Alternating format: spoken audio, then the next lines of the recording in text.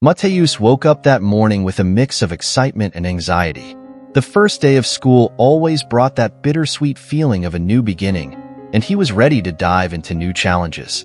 He put on his best uniform, packed his backpack, and left the house, carrying the weight of expectations that only a dedicated student could feel. His mother hugged him at the door, offering words of encouragement. Arriving at school, Mateus met his classmates, some familiar faces and some new. He was a young black man who loved literature, something that set him apart from other teenagers, but he saw it as a strength. He liked to explore the power of words, to understand the world through books. The classroom was filled with murmurs and whispers. When Mrs. Claudia entered, the noise stopped. She was a teacher known for her strictness and for demanding the best from her students, something that Mateus even admired.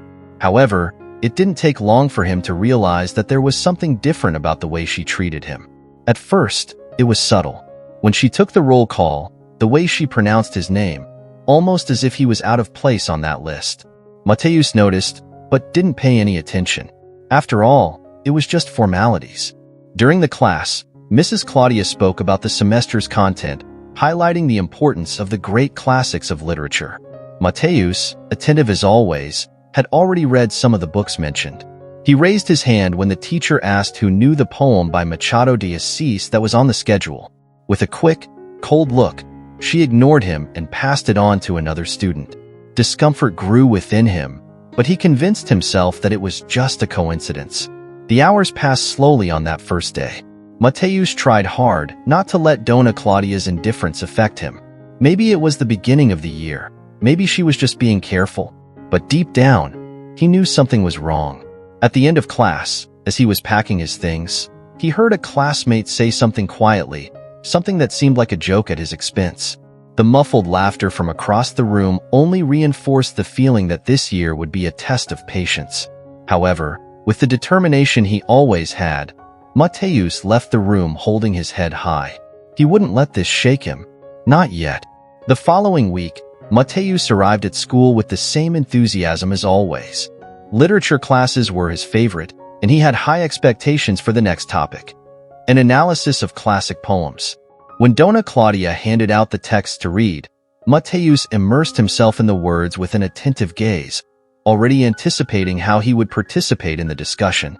In that class, Dona Claudia asked the students to interpret a poem by Castro Alves. Mateus knew the poem well, its cadence, its depth, and he didn't hesitate to raise his hand when the teacher asked who would like to share their analysis. He articulated his ideas carefully, highlighting the power of the images and the social symbolism present in the verses. However, before he could finish his explanation, Dona Claudia interrupted him. Her tone was sharp, and the ironic smile that accompanied her words only intensified Mateus' discomfort. "What you said is interesting, Matthew, but I wonder if you really understood the complexity of the poem. This kind of analysis demands more than a superficial reading," she said, with exaggerated calm, as if she were explaining something obvious. "Maybe you should start with something simpler before trying to interpret classics of this magnitude." The room fell silent. The other students exchanged glances, some with surprised expressions, others with a look of amusement. Mateus felt his face burn with embarrassment. He had dedicated so much time to that analysis, and now his words were being belittled in front of everyone. Trying to maintain his composure, he lowered his head and wrote something down in his notebook, but Dona Claudia's words echoed in his mind. It was as if every letter he wrote was a reflection of his frustration. Why had she been so harsh with him? Mateus knew that his analysis was not perfect, but he was certain that he had done a good job. The issue was not the criticism itself, but the way she had publicly belittled him. That day, when Mateus returned home, he could not hide his discouragement. His mother immediately realized that something was wrong. Sitting at the kitchen table, he shared what had happened, trying to understand what he could have done wrong. "Son, you are intelligent, and I know how much you love literature," she said in a calm but firm voice. "Don't let anyone make you believe that you are less than that. Not this teacher, not anyone. You will face a lot in life, and some people will try to bring you down, but you have to stay strong.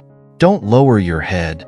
His mother's words gave him some relief, but still, the feeling of humiliation was there, throbbing in the back of his mind. Mateus decided that he would try even harder. He would not allow a negative comment to define who he was or what he could achieve. If Dona Claudia wanted to put him to the test, he was ready for the challenge. But deep down, he knew that this was just the beginning. As the weeks went by, Mateus's discomfort in Dona Claudia's classroom only grew. Her small actions were constant reminders that he was treated differently. When he raised his hand to participate, he was rarely called on. And on the few occasions when the teacher allowed him to speak, his comments were met with disdain that was almost imperceptible to others, but clear to him. The silence around him began to intensify. His colleagues, who had treated him with a certain cordiality at the beginning of the year, now avoided him. It wasn't something he could point out directly. There were no explicit insults, no obvious provocations. But little by little, Mateus realized that he was being isolated. The work groups that had previously included him began to ignore him. During breaks, conversations always seemed to end when he approached. Mateus tried not to let himself get down. He continued to participate in classes, studying with the same dedication as always, but the environment was suffocating. Dona Claudia's distant gaze, her lack of recognition for any effort he made, weighed on him daily. Mateus no longer knew how to react. The few times he had tried to reach out to his classmates had been met with indifference or lame excuses. The exclusion was real, but invisible to everyone except him. In a class on epic narratives, Mateus felt the weight of the situation more strongly than ever. Dona Claudia explained the structure of mythological heroes, their journeys and challenges. As she spoke, she encouraged the students to discuss characters who had faced adversity and overcome obstacles. It was the kind of topic that had always fascinated Mateus, and he knew he could make a valuable contribution. He hesitated for a moment, looking around the room, seeing the distracted faces of his classmates. Then he took a deep breath and raised his hand. He waited patiently, but Mrs. Claudia didn't even look in his direction. She continued the class, calling on other students and encouraging discussions that never seemed to include him. Mateus kept his hand raised for a few more seconds before finally lowering it, feeling a mixture of frustration and sadness growing inside him. The silence surrounding Mateus was deafening. The exclusion he suffered was not just social. It was a silencing of his voice, of his identity. He began to question himself. Was he the problem? Did his presence bother the teacher and his classmates so much that they preferred to pretend he didn't exist? Doubt eroded his confidence, and slowly, he began to withdraw. In the weeks that followed, Mateus stopped raising his hand in literature class. He stopped trying to interact with his classmates and was content to observe from afar. Instead of contributing his ideas, he jotted them down in his notebook, as if writing them down could keep alive the love he still had for words. But something inside him was changing. Mateus knew he couldn't continue like that, isolated, silenced. There was a flame inside him that, although weakened, still shone. He didn't know when or how, but at some point, he would have to take a stand. Something would have to change, and he felt that moment was approaching. Mateus continued his routine with the weight of exclusion ever present. However, his silent resistance was about to be tested. One day, Dona Claudia announced a task of great importance. Each student had to prepare a presentation about a Brazilian writer who had left his mark on the country's literature. It was a golden opportunity for Mateus, who already had in mind the figure of Lima Barreto, an author whose experiences with racism and exclusion reflected much of his own reality. Throwing himself into the task, Mateus delved deeply into Barreto's work and story, exploring his struggles with prejudice in a deeply unequal Brazil. He saw powerful parallels between the author and himself, and these emotional connections motivated him even more. He spent nights preparing his presentation, trying to find the right words to convey Lima Barreto's impact not only as a writer, but as someone who faced similar barriers to his own. On the day of the presentation, Mateus arrived at school with his heart racing. He knew that this was his moment to make himself heard. The atmosphere in the classroom was tense. Most of the students seemed uninterested, as if the activity were just another task to be completed. Mateus, on the other hand, felt an urgent need to share his vision, to break the silence that surrounded him. When his turn came, he stood up confidently. He stood at the front of the class, his heart pounding but his hands steady on the notes he had prepared. He began to speak, his words flowing clearly and passionately. He described Lima Bardo's career, his works, and the constant struggle against the prejudice that marginalized him, not only as a writer, but as a human being. However, as he spoke, Mateus noticed that something was wrong. Dona Claudia watched him with an icy gaze, her arms crossed, as if she were just waiting for a mistake. At the end of the presentation, he expected some kind of reaction, validation, constructive criticism. But what came was much worse. Lima Barreto? Dona Claudia said in a disdainful tone. A writer of lesser relevance, don't you think? Instead of choosing an author with significant contributions to high literature, you chose someone whom many consider mediocre. Perhaps this reflects your difficulty in understanding the true value of classical literature. Those words fell on Mateus like a stone. The silence in the room was total, with the other students watching the scene with curious looks. He felt the ground disappear beneath his feet, as if all the effort he had put into it was irrelevant. Dona Claudia's comment was not only a criticism of his work, but an attack on what he had chosen to defend, his own identity. Unable to contain his emotion, Mateus murmured a response. But Lima Barreto is one of the biggest critics of racism in Brazil. He gave a voice to people like me. Who? People like you? Dona Claudia interrupted, with an ironic smile. Maybe you should choose a writer who better fits the standard of excellence we seek here. It's not enough to have a moving story. Literature is much more than that. Mateus didn't know what to say. Dona Claudia's words reverberated in his mind, increasingly heavy. An awkward silence spread throughout the room, and he saw some students exchanging muffled laughter. Feeling humiliated and invisible, he sat down, without the strength to continue defending his choice. At that moment, something inside Mateus broke. He no longer knew how he could continue in that school, in that classroom, with that teacher who seemed determined to belittle him. But at the same time, a new flame began to ignite inside him. Something was changing, and for the first time, he realized that he could no longer stand this in silence. Something had to be done. After class, Mateus left the room with his head full of turbulent thoughts. The humiliation he had faced kept hammering in his mind like a distant echo, while his heart beat wildly. He needed time to digest what had happened, to understand the pain and frustration that now seemed to be part of his routine. That afternoon, sitting in his room, surrounded by books that inspired him, Mateus reflected on his journey. He had always believed in the importance of his voice, in the power of words, and in the strength of literature. And although he felt vulnerable and alone, he did not want to allow Dona Claudia's oppression to silence him forever. He remembered his mother's encouraging words, how she always told him that his voice was valuable, and the feeling of helplessness began to transform into a quiet determination. Knowing that he wasn't alone in his struggle, Mateus decided it was time to join forces with other students who might be going through similar experiences. He began seeking support, talking to a few classmates who felt similarly marginalized in the classroom. Some of them showed solidarity and shared stories of their own struggles, creating a small group of friends who understood each other. One day, during a break, Mateus and his friends decided they needed to do something. They agreed to write a letter to the school principal, describing their experiences with Dona Claudia and requesting a conversation. The group gathered in a quiet corner of the school and began to discuss what they should include in the letter. "We need to talk about how the way she treats us affects our learning," suggested Sophia, a colleague who always admired Mateus' courage.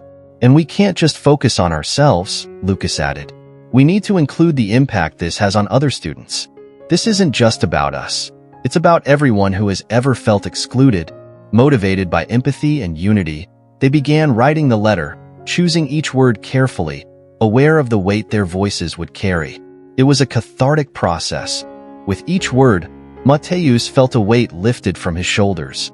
They strived to be respectful but firm, highlighting how the teacher's behavior affected not only individual learning, but also the classroom climate as a whole. When the letter was finished, Matthew felt a mixture of nervousness and excitement. It was a bold move, but a necessary one. The group decided that Matthew would be the spokesperson at the meeting with the school board. This was an opportunity to make his voice heard, and he was determined to make the most of it. The next morning, with his heart pounding, Mateus showed up at the principal's office, surrounded by his friends. The room was decorated with awards and photos of school activities.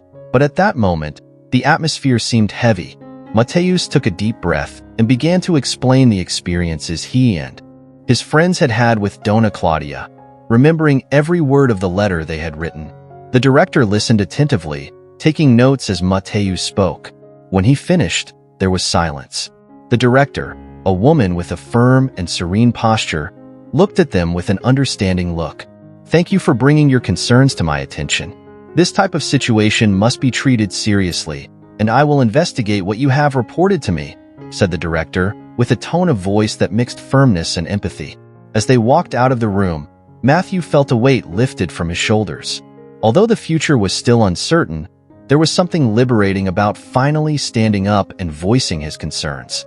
He looked at his friends and saw the same mix of hope and determination in their eyes. Although there was still much to be done, Mateus knew that this was just the first of many steps on his journey. The fight was just beginning, but he was prepared to face the challenges that lay ahead. In the days following the meeting with the principal, a strange expectation hung over Mateus. He was anxious, not only about the principal's response, but also about the possible repercussions of his actions.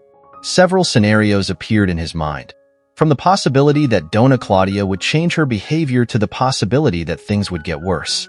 But in the midst of this whirlwind of emotions, Mateus felt stronger than before. The atmosphere in the classroom was tense. Mrs. Claudia, upon entering, seemed to be aware of the conversations that were going on among the students, but made no mention of it. Mateus felt a mixture of nervousness and determination. He was no longer willing to let her words hurt him without a response. After a few days of waiting, the principal called all the students to a meeting to discuss what had been discussed. On the appointed day, the room was full of students and teachers. Mateus and his friends took their places at the front, a sense of camaraderie uniting them. The principal entered, and the room quickly fell silent. "Thank you for being here today. I want to start by saying that I value everyone's opinion and that it is essential that our school be a safe and welcoming space for all students," said the principal, looking directly at Mateus and his friends. "I would like to share with you the results of the conversations we had and the measures we are taking." As she spoke, Mateus felt his heart race.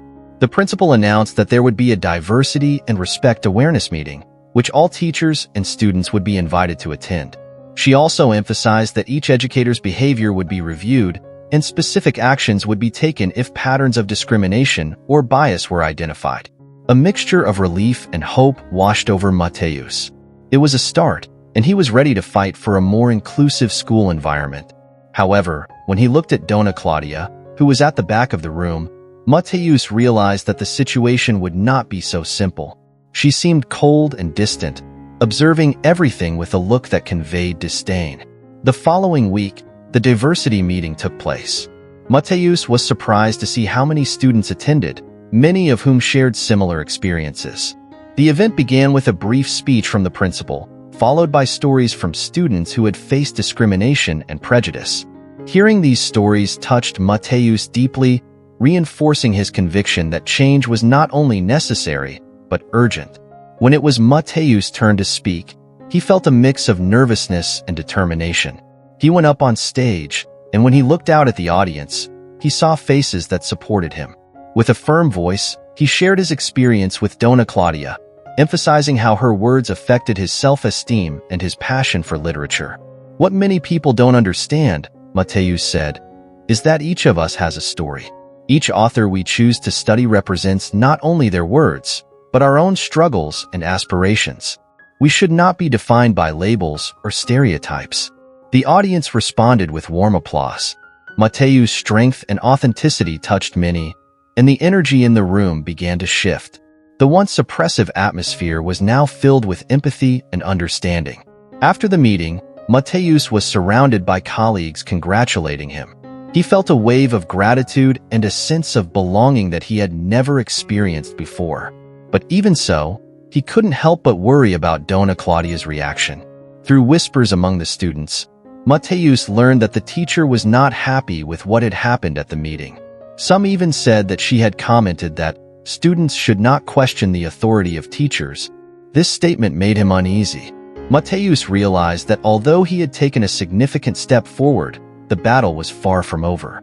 The fight against discrimination and humiliation that he faced was still alive and well. However, he now had a support group and a voice. This new dynamic gave Matthew the courage to prepare for what was to come. He was determined not to be just a spectator, but an agent of change.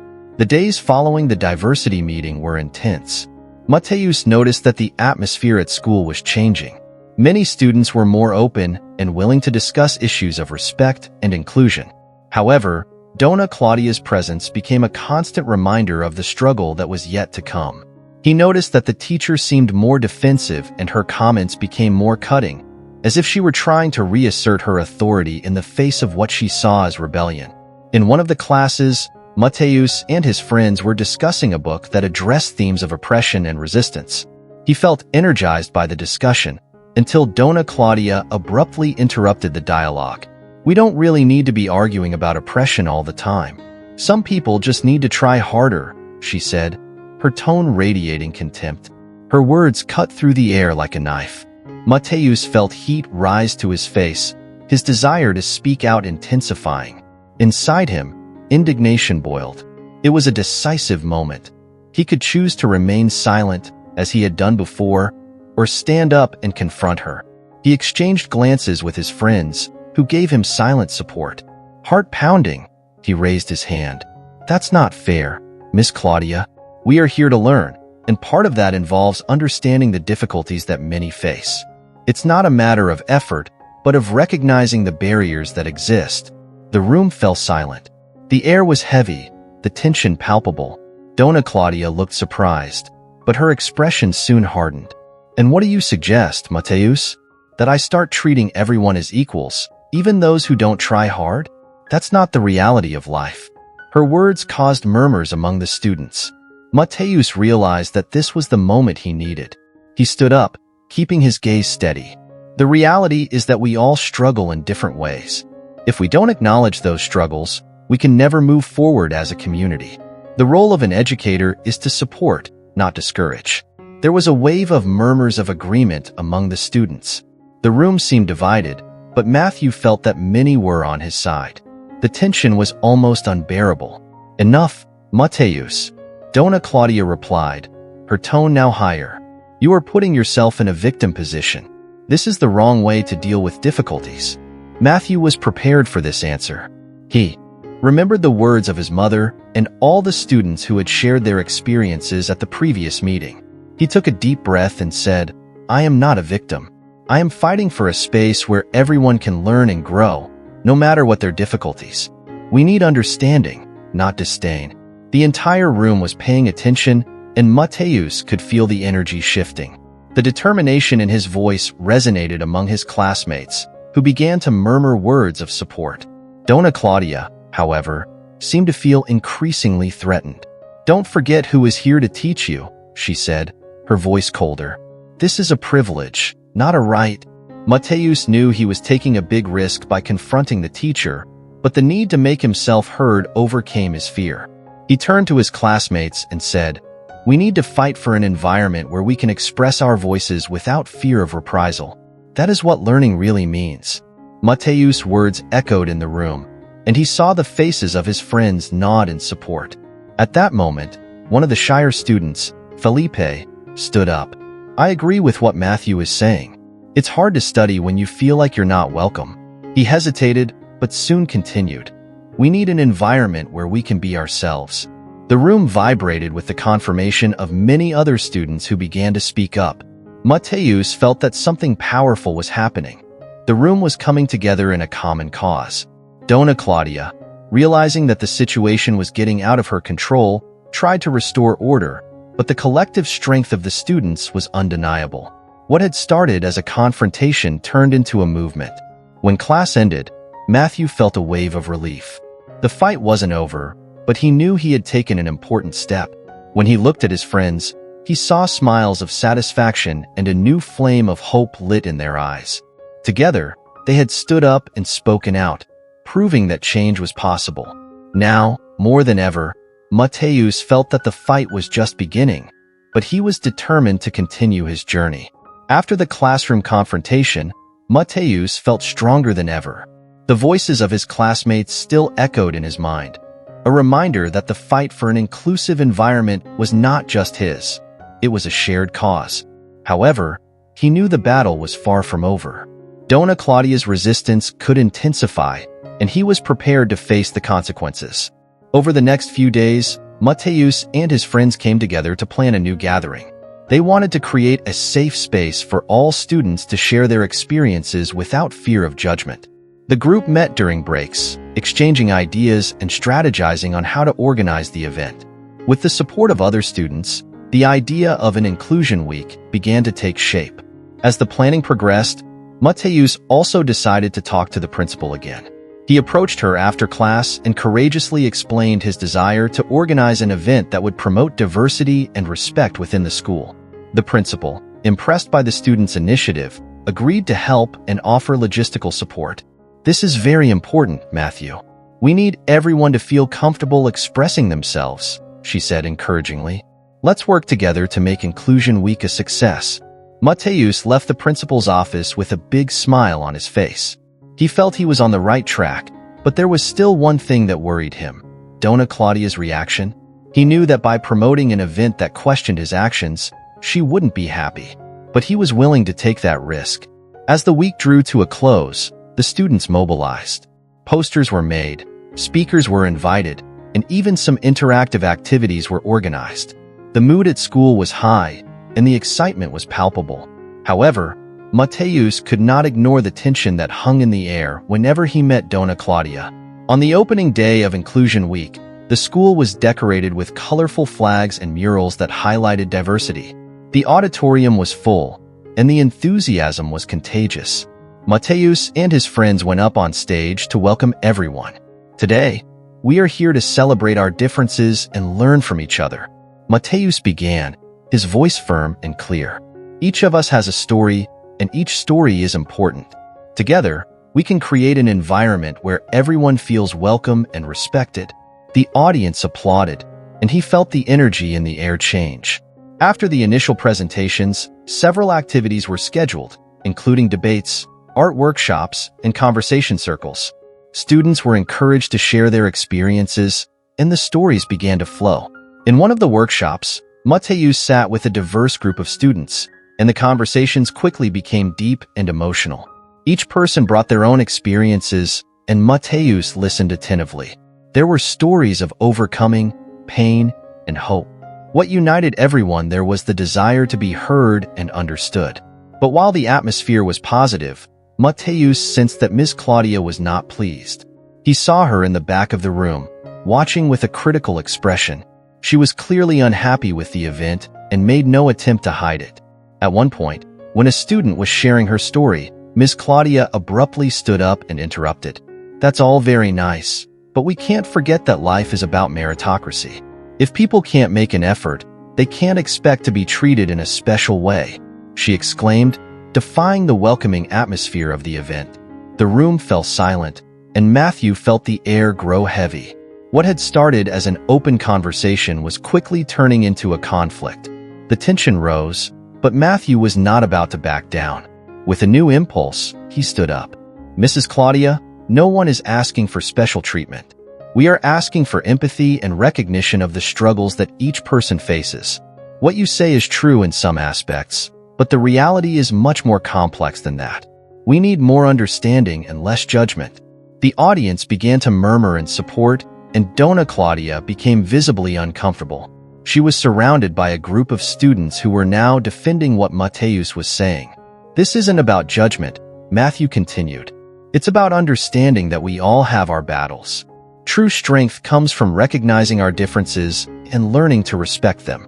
Dona Claudia hesitated, and Mateus could see that her resistance was beginning to fade, albeit slowly. The room seemed to vibrate with a new energy, an energy of solidarity.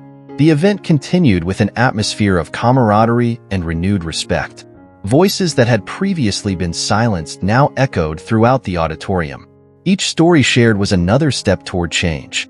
And as Mateus looked around, He realized that even in the face of adversity, there was room for hope and transformation. By the end of the day, Mateus felt that he had not only challenged Dona Claudia, but also created a movement of empathy within the school. He knew the journey was far from over, but he was ready to face whatever lay ahead, surrounded by a supportive community.